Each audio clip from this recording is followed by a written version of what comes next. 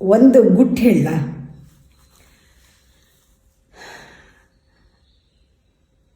Inspiration ಕೊಡ್ತೀರಾ ನಿಮ್ಮ ಮಾತಲ್ಲಿ, ನೀವು ನಮ್ಮನ್ನು ಇನ್ಸ್ಪೈರ್ ಮಾಡ್ತೀರಾ. ಇನ್ಸ್ಪೈರ್ ಮಾಡೋದಕ್ಕೆ ನಿಮ್ಮಂಥವ್ರು ಬೇಕು, ಇದೆಲ್ಲ ನನಗಿಷ್ಟ ಆಗಲ್ಲ. ಎಷ್ಟೋ ಕಡೆ ನಾನು ಹೇಳಿದ್ದೀನಿ, ಬುದ್ಧನಿಗೆ ಯಾರು ಇನ್ಸ್ಪೈರ್ ಮಾಡಿದ್ದು?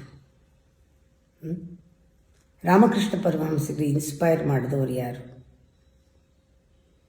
ವಿವೇಕಾನಂದಂಗೂ ಇನ್ಸ್ಪೈರ್ ಮಾಡಿದ್ದು ಅವರ ಒಳಗಡೆ ಇರೋ ಶಕ್ತಿ. ಬೇರೆ ಮಿಕ್ಕಿದ್ದೆಲ್ಲರೂ ಸಪೋರ್ಟ್ ಮಾಡ್ಬೋದು, ಆದರೆ ಆ ಇನ್ಸ್ಪಿರೇಷನ್ ಸ್ಪಿರಿಟ್ ಬರಬೇಕು. ಅದಕ್ಕೆ ನಾನು ಹೇಳೋದು ದಟ್ ಇನ್ಸ್ಪಿರೇಷನ್ ಅನ್ನೋ ವರ್ಡೇ ಭಾಳ ಅಪಾಯ. ಫಸ್ಟ್ ಇನ್ಸ್ಪಿರೇಷನ್ ಇದೆಯಲ್ಲ, ಇದು ಒಳಗಡೆಯಿಂದ ಯಾರನ್ನೂ ಫಾಲೋ ಮಾಡೋದ್ರಿಂದ ಅಲ್ಲ.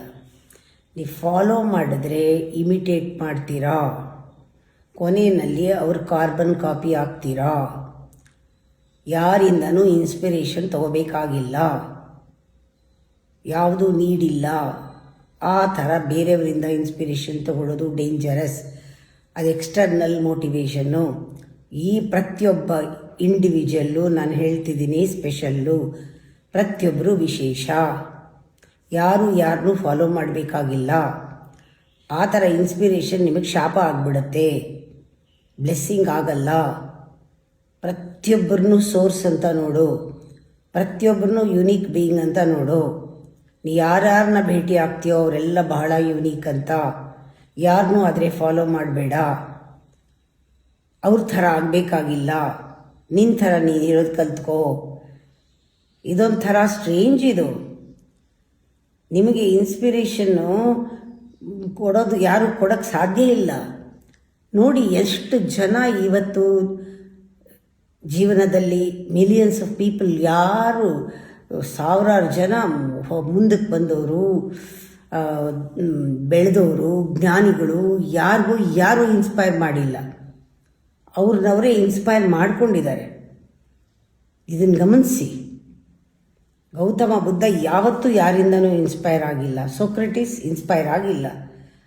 ಅವರು ಸೋರ್ಸ್ನ ಅವರು ವರ್ಕ್ ಮಾಡಿದ್ರು. ಕಲ್ತವ್ರು ಎಲ್ಲರೂ ಕೂಡ ತನ್ನೊಳಗಿಂದ ಕಲ್ತ್ಕೊಂಡ್ರು.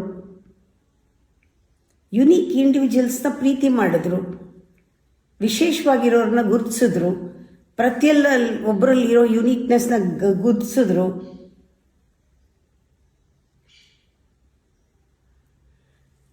ಅವರು ಹಾಗೆ ಇಷ್ಟಪಡ್ತಾರೆ. ಅವ್ರ ಹಂಗೆ ಇದ್ದರೆ. ಬೇರೆಯವ್ರ ಥರ ಇಮಿಟೇಟ್ ಮಾಡಿದ್ರೆ ಚೆನ್ನಾಗಿರಲ್ಲ. ಅದು ಬೇರೆಯವ್ರು ಇನ್ಸ್ಪಿರೇಷನ್ ಕೊಡ್ತಾರೆ ಅಂತ ಅವ್ರ ಥರ ಮಾತಾಡೋದು, ಅವ್ರ ಥರ ಇರಬೇಕಾಗಿಲ್ಲ. ನಿಮ್ಮ ಥರ ನೀವಿರಿ.